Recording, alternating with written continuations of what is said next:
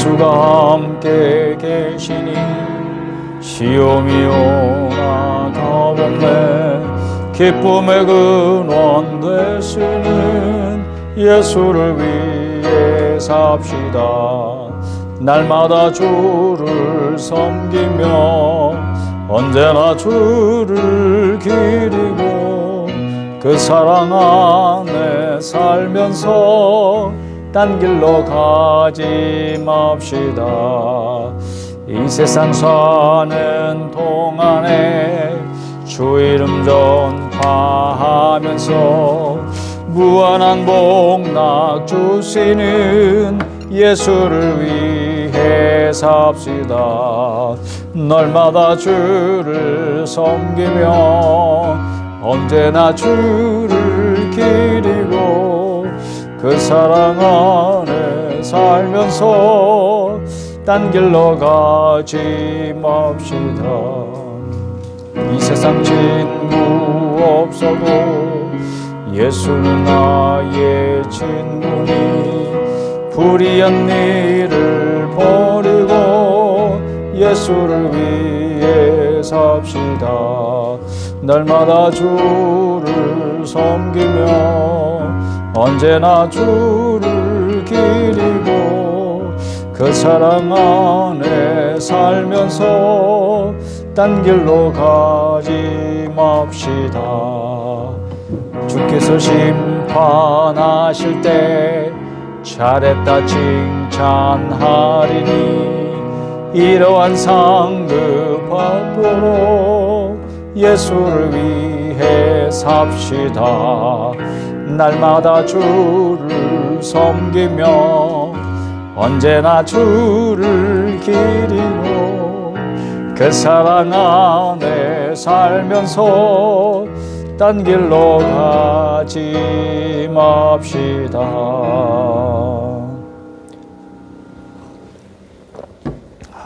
시간이 되었습니다. 우리 마음을 모으고 다 함께 하나님 앞에 간절히 은혜를 사모하는 마음으로 주일 예배를 드리겠습니다.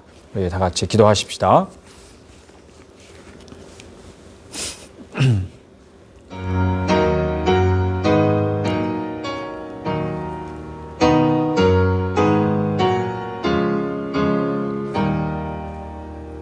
할렐루야. 내가 정직한 자들의 모임과 회중 가운데에서 전심으로 여호와께 감사하리로다. 여호와께서 행하시는 일들이 크시오니 이를 즐거워하는 자들이 다 기리는도다. 그의 행하시는 일이 존귀하고 엄위하며 그의 의가 영원히 서 있도다. 아멘. 하나님, 오늘도 하나님의 행하시는 일이 눈에 보이지 아니하고 알 수 없을지라도 오늘도 쉼없이 그 뜻을 이루시고자 일하시는 주님을 믿고 찬양과 전기와 위엄과 경배를 주님께 올려드리나이다. 주여, 있는 곳에서 주님 간절히 사모하고 주님의 영광을 높이 올리고자 하는 거룩한 예배자들 세우시고 예배를 받으시니 합당하십니다. 주님, 그 예배자들 심령 속에 주의 은혜를 부어주시고 주의 성령께서 그 자리에 항상 함께 하셔서 임재의 영광을 나타내 주옵소서. 크신 은혜를 베풀어 주옵소서. 오늘도 주님을 바라는 자들을 만나주시고 구원하여 주옵소서. 시종을 주님께 의탁드리옵고 예수님의 이름으로 기도드리옵나이다. 아멘. 사도신경으로 신앙 고백합니다. 전능하사 천지를 만드신 하나님 아버지를 내가 믿사오며 그 외아들 우리 주 예수 그리스도를 믿사오니 이는 성령으로 잉태하사 동정녀 마리아에게 나시고 본디오 빌라도에게 고난을 받으사 십자가에 못 박혀 죽으시고 장사한 지 사흘 만에 죽은 자 가운데서 다시 살아났으며 전능하신 하나님 우편에 앉아 계시다가 저리로서 산자와 죽은 자를 심판하러 오시리라. 성령을 믿사오며 거룩한 공예와 성도가 서로 교통하는 것과 죄를 사하여 주시는 것과 몸이 다시 사는 것과 영원히 사는 것을 믿사옵나이다. 아멘. 찬송 28장입니다. 28장 찬송을 함께 하시겠습니다.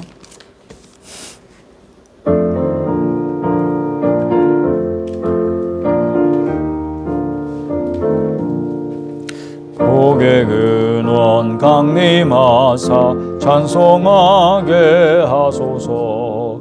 한량없이 자비하심 증량할 길 없도다. 천사들의 찬송가를 내게 가르치소서. 구속하신 그 사랑을 항상 찬송합니다. 주의 크신 도움받아 이때까지 왔으니 이와 같이 천국에도 이르기를 바라네. 하나님의 품을 떠나 죄에 빠진 우리를 예수 구원하시려 보혈을 주셨네. 주의 귀한 은혜 받고 일생 비친 자 되네. 주의 은혜 사슬 되사 나를 주께 매소서.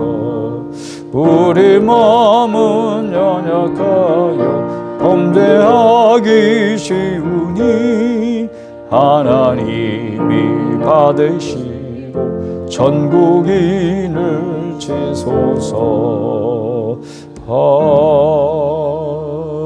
아멘. 아멘. 오늘도 하나님의 귀한 복이 하나님을 사모하는 자, 그 은혜를 구하는 모든 이들에게 충만하게 임하실 줄로 믿습니다. 오늘 하나님 말씀은 출애굽기 2장 15절부터 보겠습니다. 출애굽기 2장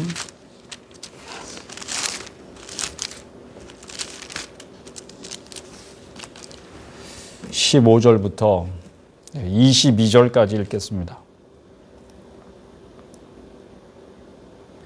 다 같이 찾으셨으면 함께 읽읍시다. 15절부터 22절까지 시작. 바로가 이 일을 듣고 모세를 죽이고자 하여 찾는지라. 모세가 바로의 낯을 피하여 미디안 땅에 머물며 하루는 우물 곁에 앉았더라. 미디안 제사장에게 7달이 있었더니 그들이 와서 물을 길어 그 위에 채우고 그들의 아버지의 양떼에게 먹이려 하는데 목자들이 와서 그들을 쫓는지라. 모세가 일어나 그들을 도와 그 양떼에게 먹이니라.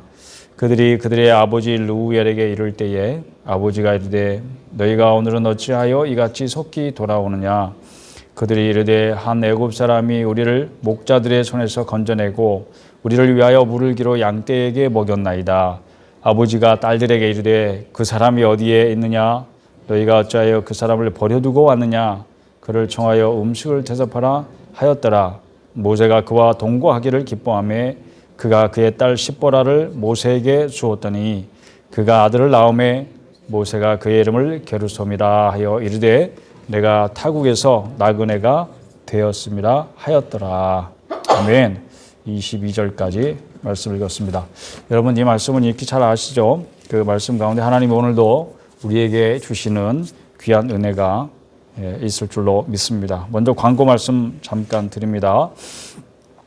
저의 장인 고 김중환 장로께서 어제 9일 아침 89세를 일기로 소천하셨습니다. 많은 분들이 위로해 주심을 감사합니다. 큰 힘이 되었습니다. 저희 가족에게는 무엇보다도 여러분의 위로가 큰 힘과 또 우리가 함께 나눌 천국 소망이 무엇인지 다시 생각하는 그런 은혜로운 시간이었음을 생각하면서 다시 한번 감사의 말씀을 드립니다.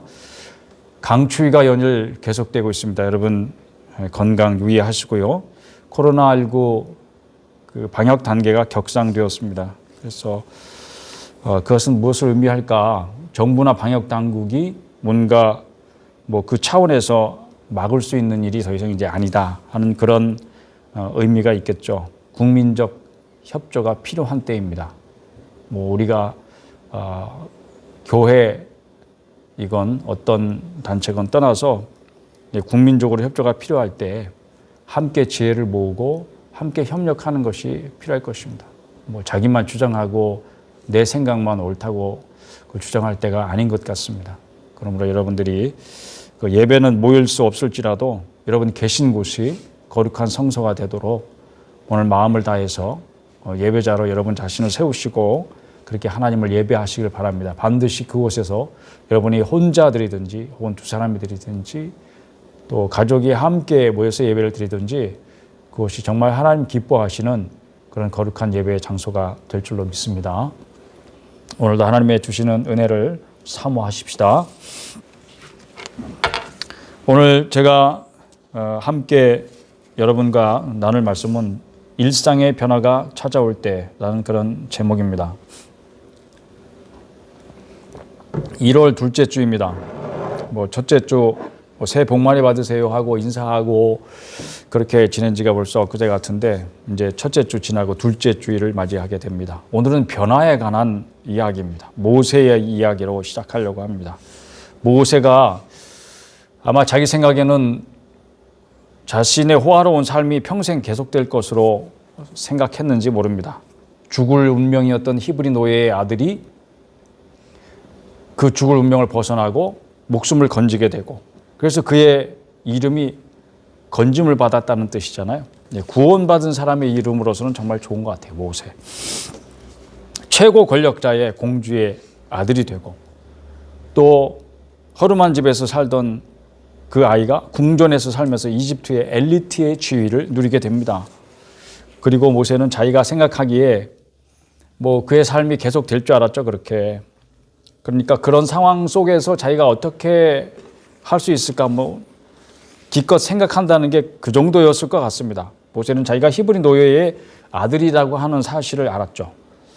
그럼에도 불구하고 나는 히브리인이기 때문에 궁전에서 살 수 없어. 그리고 뛰쳐나가고 그런 게 아니고 지금 있는 그 자리를 그대로 유지하면서 그 안에서 뭔가 할 일이 있지 않을까 이렇게 생각을 했던 거죠.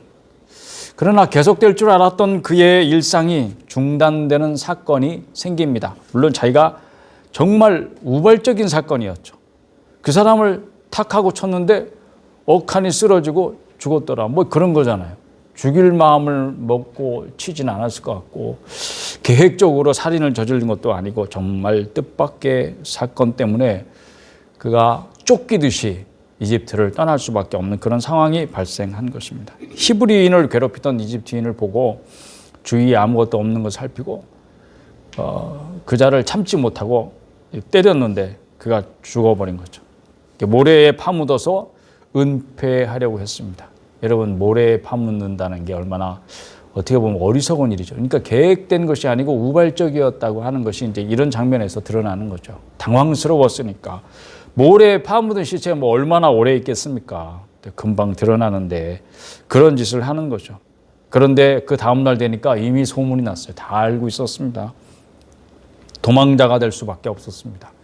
그리고 멀리 미디안까지 갑니다. 이 모든 일이 오래 걸쳐 일어나는 것이 아니고 순식간에 이루어집니다. 순식간에.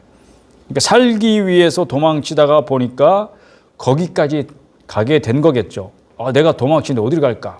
내가 미디안으로 가야지.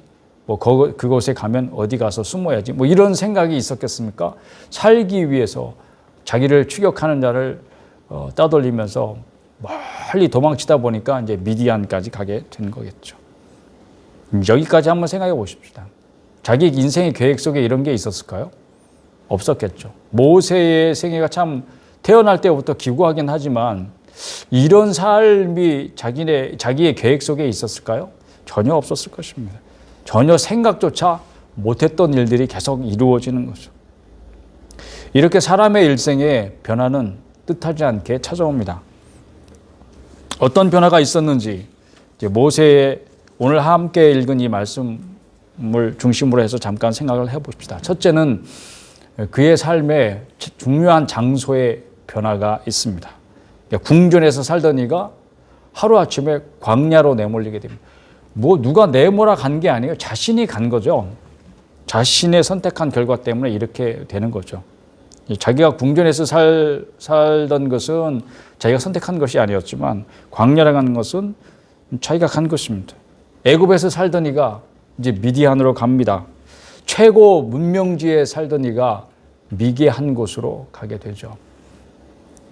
이렇게 자신이 전혀 생각지도 않은 그런 자신의 삶에서는 조금도 상관없이 생각되었던 바로 그런 장소로 옮겨지게 됩니다.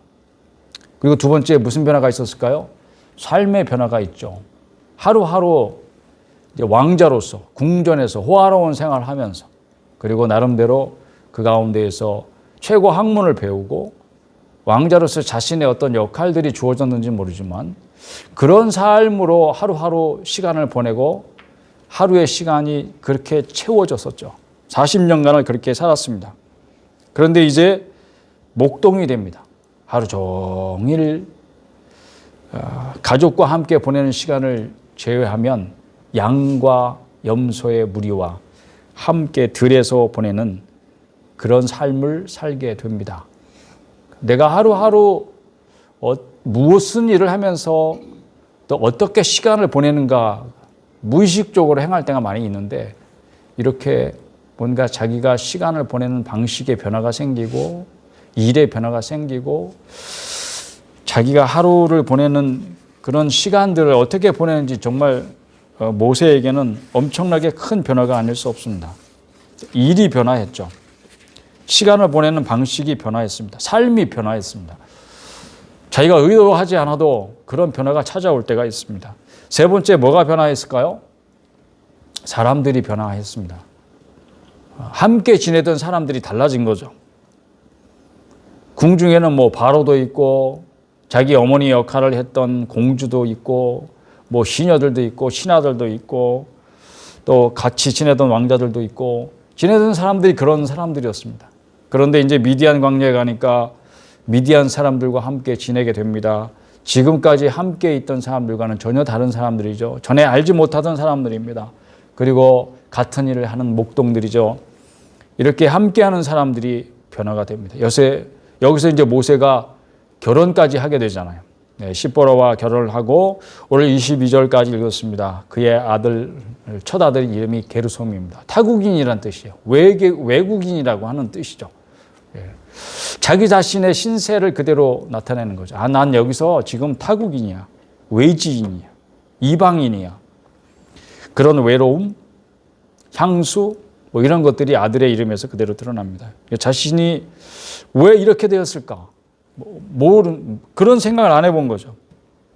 그러면서 그들의 이 미디안 사람들과 함께하는 그 삶이 자의반 타의반으로 시작되었습니다. 새로운 사람들 만나고 그들과 가족이 되고 동료가 되고 이런 변화들, 여러분 이 변화가 자기도 알지 못하는 사이에 한꺼번에 일어났다고 생각해 봅시다. 얼마나 엄청난 스트레스겠죠. 이런 스트레스를 견디어내는 게 또 인생이기도 하고. 근데 여기서 진짜 중요한 변화가 있습니다. 무슨 변화일 것 같아요, 여러분? 바로 모세 자신의 변화죠. 모세는 그렇게 주변의 어떤 환경이나 상황들이 변화되는 것을 통해서 하나님의 사람으로 변화되어 갑니다. 여기에 그런 내용은 없죠. 이제 40살에 뭔가 자기가 있는 상황 속에서 히브리인으로서 히브리 민족을 위해서 뭔가 할 수 있는 일이 있을 거야.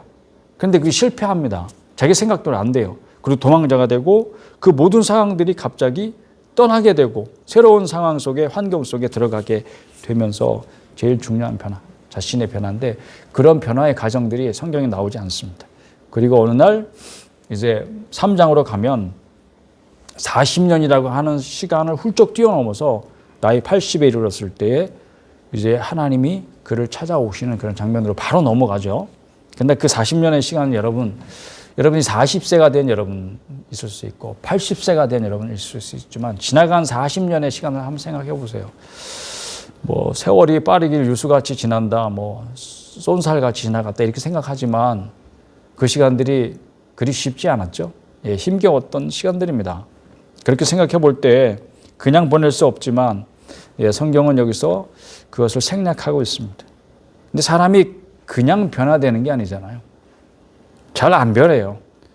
사람이 변화되는 길이 여기에 제시됩니다. 그것을 저는 여러분과 함께 나누고 싶은 거죠. 하나님이 모세를 변화시키기 위해서 사용한 방법이 우리에게도 적용되기 때문에 그것을 살펴보면서 하나님께서 우리를 어떻게 변화시키기를 원하시는가, 혹은 어떻게 변화시켜 가고 계시는가, 그것을 자기 자신에게 적용해보고 살펴보고, 그리고 자신이 어떻게 변화되면 좋겠는가, 어떻게 해야 되겠는가 하는 생각에 이르르면 참 좋겠습니다. 근데 사람이 그냥 변화되는 게 아니고 잘 안 변하니까 40년이라고 하는 시간이 지나지 않았을까. 사람이 뭐 1, 2년 새에 변할 것 같으면 얼마나 좋겠습니까? 그러나 그 잘 안 변하는 사람을 하나님께서는 억지로 등 떠밀지는 않으신다는 거죠. 하나님은 그런 분이 아니라는 걸 여러분이 경험하실수록 그걸 느끼시잖아요. 그래서 그 사람이 변화하도록 상황을 조성하시고 환경을 변화시키시는 거죠. 장소가 변화됩니다. 새로운 장소로 그를 이끌어갑니다. 또 일이 변화합니다. 새로운 일로 그를 이끌어갑니다. 사람이 변합니다. 만나는 사람이 달라지죠.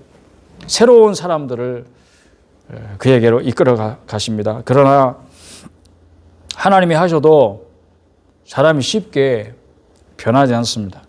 모세가 미디안으로 도망간 것이 40세였고 하나님께서 드디어 그 앞에 나타나시고 부르신 것이 80세라는 것이 그런 의미가 아닌가 한번 여러분 생각해 보십시오. 40년의 시간이 적지 않은 시간이 모세의 변화에 필요했던 시간이다. 여러분은 어떻습니까? 여러분 자신이 변화되는데 40년을 지나야 된다. 생각할 수 있겠습니까? 어떻게 하면 그 시간을 줄일까? 그런 생각을 하는 것이 아마 이 말씀을 보면서 가져야 되는 생각일 것 같습니다. 나는 40년, 하나님께서 나를 뭔가 변화시키시려고 하는데 내가 정말 저항하고 반항하고 잘 안 변해가지고 정말 40년이나 걸려야 변화가 된다면 얼마나 안타깝겠습니까? 안타깝지 않겠어요, 여러분? 근데 그런 생각을 한번 해보십시다. 두 가지로 생각해 볼 수 있어요. 첫째는 이 40년의 시간의 의미를 두 가지로 생각해 보자는 거예요. 첫째는 뭐냐면 그만큼 사람이 변한다는 것이 쉽지 않다. 모세만 그러겠습니까? 우리 자신이 하나님께서 얼마나 많은 시도들을 하셨습니까? 얼마나 많은 말씀들을 주셨습니까? 얼마나 많은 기회들을 주셨나요? 네가 이렇게 변화하면 좋겠어. 하나님 말씀해 주시고 그런 기회도 주시고 또 시간도 주시고 그런데도 어떻습니까, 여러분? 하나님 뜻대로 잘 변화되셨습니까? 변화되고 계십니까? 그런 거 생각해 보면 알잖아요. 모세만 이렇게 어려운 게 아니죠. 두 번째로 생각할 수 있는 것은 그만큼 중요한 일이다. 그러니까 모세라고 하는 한 사람이 하나님이 그려가시는 그 모습으로 변화되는 것은 그만큼 중요한 일이다. 그러니까 중요한 일일수록 우리가 반드시 기억해야 되는 것이 뭐냐면 그만큼 시간이 걸린다는 거예요. 중요한 일 중에서 시간이 안 걸리는 일은 없습니다, 여러분. 그렇게 생각해 볼 때 우리가 시간이라고 하는 것이 우리에게 주어진 자산 중에 가장 값진 자산이라 이렇게 생각을 해봐요. 여러분 시간을 되돌릴 수 있습니까? 아니면 여러분이 뭐 억만금을 준다고 해가지고 시간을 더 살 수 있습니까? 그렇게 볼 때 우리에게 주어진 것 가운데 우리가 그 대가를 지불하지는 않았지만 우리에게 주어진 것 가운데 가장 귀한 것이 시간이 아닌가 이렇게 생각해 볼 때 정말 가치 있고 중요하고 의미 있는 일에는 이렇게 중요한 대가를 지불하게 되죠. 시간이 듭니다. 시간이 들어요. 그러니까 하나님께서도 조급하게 뭔가 일하지 않으시고 공을 들이시고 시간을 들이시고 그렇게 하시면서 이 사람을 변화시켜 가신 거죠. 이렇게 생각해 볼 수가 있겠습니다. 이게 뭐 둘 중 어느 쪽이든 둘 다일 수도 있고 하나님께서 해내셨다. 정말 이게 중요한 것 같아요. 하나님이 하셨습니다. 우리 자신도 나중에 그렇게 고백할 때가 올까요? 하나님이 하셨습니다. 하나님이 나를 이렇게 변화시키셨습니다. 하나님이 나를 통해서 이 일을 하셨습니다. 여러분에게도 그런 시간이 있을 줄로 믿습니다. 그렇게 되기를 축복합니다. 하나님이 하십니다. 나는 안 변해요. 뭐 그 사람 절대 안 변해요. 이렇게 말할 수 있는 사람이 있을 수 있겠죠. 그러나 하나님이 하시면 됩니다. 하나님이 하시면 반드시 하나님이 해내실 줄로 믿습니다. 우리가 시간을 중요시하잖아요. 물론 그러면서도 허송세월 많이 보냈죠. 시간이 중요하다는 거 몰라서 허송세월 보내는 게 아닙니다. 알면서도 쓸데없는 데 자기 시간을 빼앗기고. 그렇습니다. 그런데 하나님은 시간에 대한 생각이 우리가 달라요. 정말 다르시죠. 왜냐하면 우리가 뭐 그저 한 살이라도 젊었을 때, 조금이라도 더 젊어서 힘이 있을 때, 이럴 때 이제 뭔가 했으면 좋겠다. 이거 모세의 생각도 그랬잖아요. 40대 그 사람을 막 때려서 죽게 만들었을 때 얼마나 힘이 좋았어요. 사람을 주먹으로 쳤는데 사람이 쓰러져 죽는다. 이건 정말 이게 뭐 권투 선수도 아니고 모세가 정말 힘이 장사라는 얘기죠. 그러니까 그렇게 힘이 있을 때, 나이 젊었을 때, 그때 야 내가 뭔가 하면 좋겠다. 할 수 있지 않을까. 사람들 생각은 다 그렇죠. 그런데 하나님은요. 그 사람이 정말 하나님 나라에 적합한 사람인가? 그게 더 중요하신 거예요. 그 사람이 젊은 사람이냐? 힘이 있느냐? 재능이 있느냐? 여러분 나이가 40세 때 정말 재능이 있고 뭐 은사도 있고 실력도 있고 능력도 있고 뭐든지 할 수 있을 것 같고 막 자신감이 넘치면 뭘 할 수 있을 것 같죠. 그런데 나이가 80이 되었을 때 40년 동안 들여서 양떼와 함께 지내면서 그 모든 것들이 다 사라졌다는 것을 여러분 생각하셔야 됩니다. 재능요? 아무 쓸데없어요. 그 이집트에서 자기가 그 개발했던 모든 능력과 재능이라는 게 뭐 양치는데 무슨 소용이 있겠어요. 저도 경험을 해보지만 뭔가 새로운 세계에 가서 새로운 일을 하나 배우려고 하니까 모든 게 다 처음부터인 거예요. 어설프기 그지없고 이게 손 하나를 어디다 놔야 될지 모르고 엉성하기 그지없어요. 그런 거예요, 여러분. 그러니까 모세가 새로운 세계에 가서 새로운 사람들과 새로운 일을 시작하면서 모든 것이 다 아무런 의미가 없는 것이 되어버렸어요. 다 지나간 일이 되어버린 거예요. 재능, 은사, 실력, 자기의 지식, 힘, 젊음 모든 것들을 다 잃게 됩니다. 그런데 하나님이 그 시간을 공을 들이시면서 그를 정말 하나님 나라에 적합한 사람으로 만드신 거죠. 하나님께서 모세를 변화시키는 동안 애굽에 있는 이스라엘 사람들에게는 어떤 일이 있었을까요? 여러분 40년이 짧은 시간이 아니잖아요. 그 시간 동안 하나님이 뭐 이 사람을 단박에 빨리 변화시키셔가지고 하나님의 종으로 딱 불러가지고 너 가서 이스라엘 사람들 빨리 구해라. 지금 고통 중에 있지 않냐. 신음하고 있지 않냐. 막 하루가 급하지 않냐. 이러면서 빨리 보내면 얼마나 좋을까. 사람들의 생각이란 말이죠. 그동안에 숨 넘어가겠어요. 애굽에 남아있는 이스라엘 사람들은 다 죽으면 어떻게 해요? 막 이렇게 생각하잖아요. 우리는 막 발을 동동 구르고 막 어떻게 막 이렇게 하잖아요. 오늘 성경에도 분명히 보니까 노동이 너무 힘겹고 살기에 벅차가지고 탄식하며 부르짖었다 이렇게 되어 있습니다. 얼마나 힘들면 탄식이 나오겠습니까? 이 탄식이라고 번역된 말은 이제 신음하는 걸 말하는 거예요. 신음소리. 여러분 힘들 때 신음소리 저절로 나와본 적 있습니까? 사람이 아프면요 저절로 아이고 신음소리가 저절로 나오게 되어 있습니다. 근데 그런 신음소리를 말하는 거죠. 그리고 부르짖었죠. 아이고 못 살겠네 이렇게 부르짖는 거예요.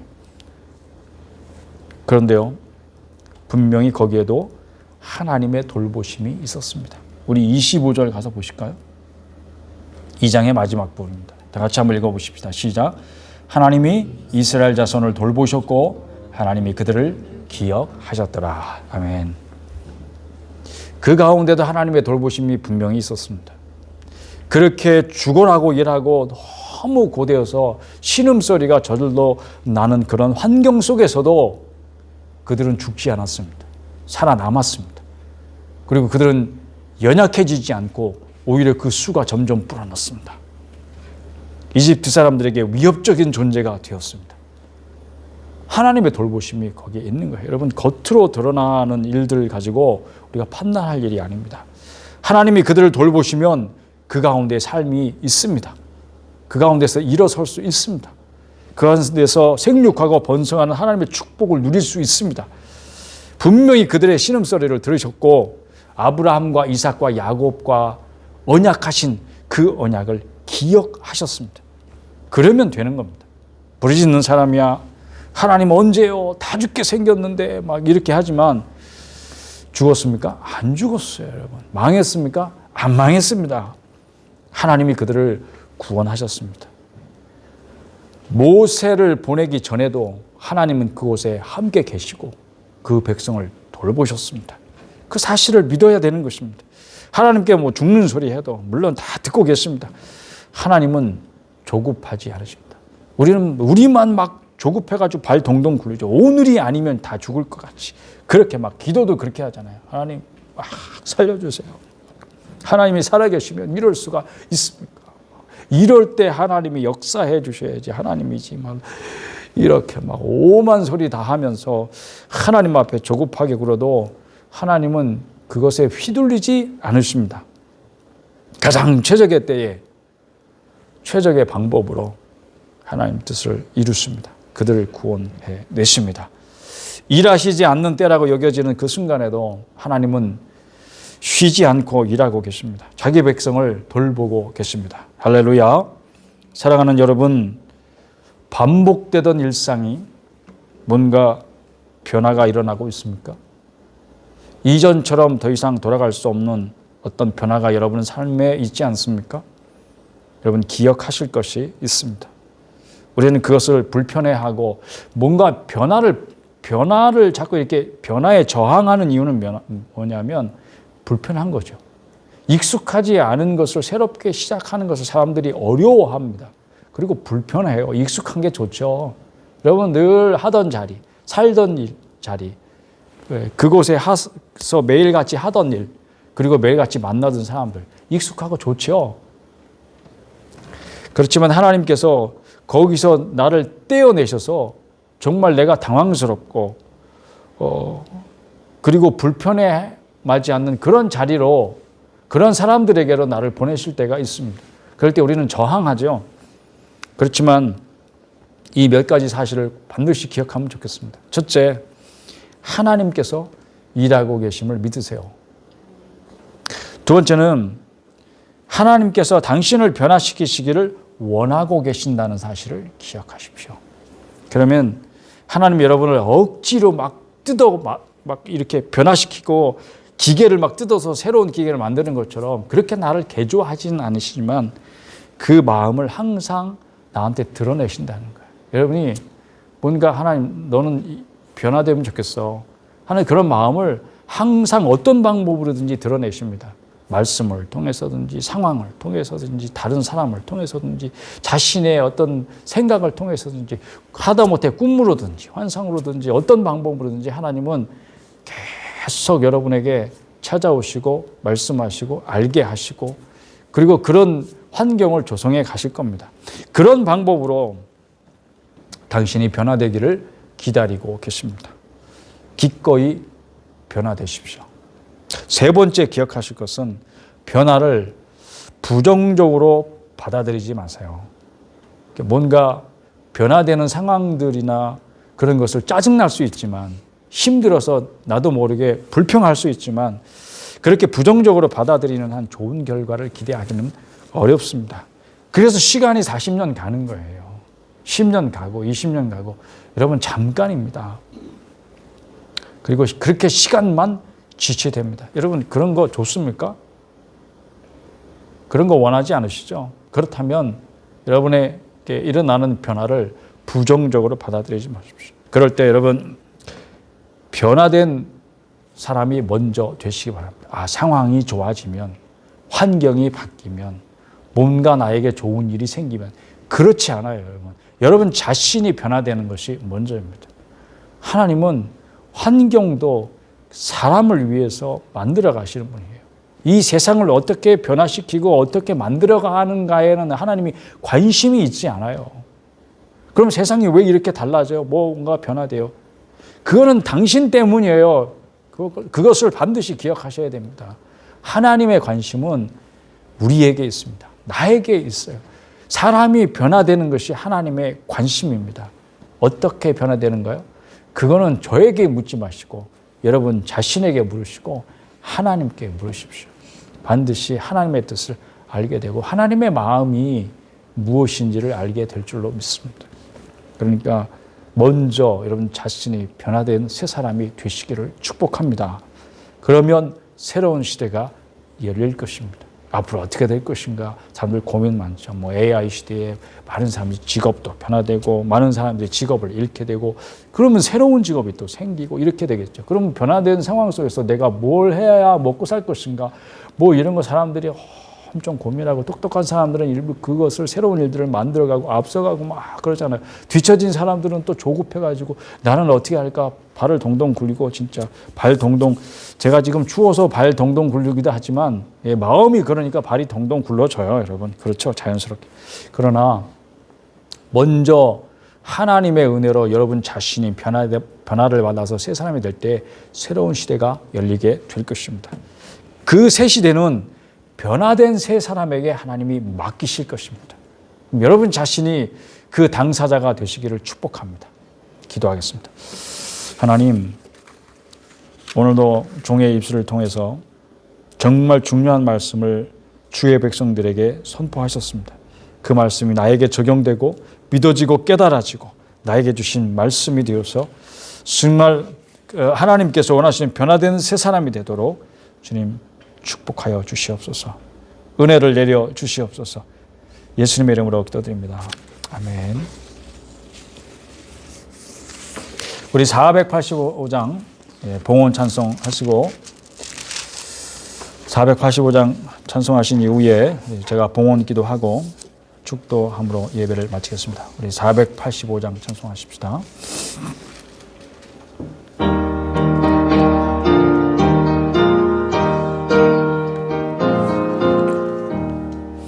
세월이 흘러가는데 이 나그네된 나는 외로운 세월 가는데 막을 길 아주 없네. 저 요단강 가섰는데 내 친구 건너가네. 저 건너편에 빛난 곳 내 눈에 환하도다. 저 배는 하늘 집에서 날 오라 하실 때에 등계위하라 하신 말 나 항상 순종하네. 저 요단강 가섰는데 내 친구 건너가네. 저 건너편에 빛난 곳 내 눈에 환하도다. 어두운 그날 닥쳐도 찬송을 쉬지 마세.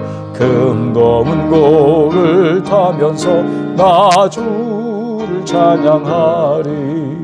저 요단강 가섰는데 내 친구 건너가네. 저 건너편에 빛난 곳 내 눈에 환하도다. 큰 풍파 일어나는 것 세상 철구름일세. 주께서 오라 하시면 내 본향 찾아가리. 저 요단강 가섰는데 내 친구 건너가네. 저 건너편에 빛난 곳 내 눈에 환하도다. 아멘. 귀하신 하나님 아버지의 은혜를 오늘도 감사를 드립니다. 날씨가 춥든 또 코로나 바이러스 때문에 출입이 어렵든 어떤 상황에 있든지 우리의 마음이 낙심하거나 어려워지지 않게 하시고 늘 평안하도록 하나님께서 함께 하시고 복을 내려 주시옵소서. 오늘도 믿음으로 물질을 심습니다. 하나님의 나라를 위하여 심습니다. 주님의 자녀들 한 사람 한 사람 주께서 기억해내시고 만복으로 갚아주시되 저들의 영혼이 잘됨 같이 범사가 잘되고 강건해지는 복을 누리게 하여 주시옵고 하나님의 나라에 정말 더 유용한 일꾼들로 유능한 일꾼들로 쓰임받을 수 있도록 하나님 은혜를 더하여 주시옵소서. 이제는 우리 구주 예수 그리스도의 은혜와 하나님 아버지의 사랑하심과 성령님의 교통하심이 오늘 있는 자리가 거룩한 성소가 되게 하므로 하나님 앞에 온 마음을 다하여 예배드리는 사랑하는 자녀들 위에 항상 함께 있을지어다. 아멘.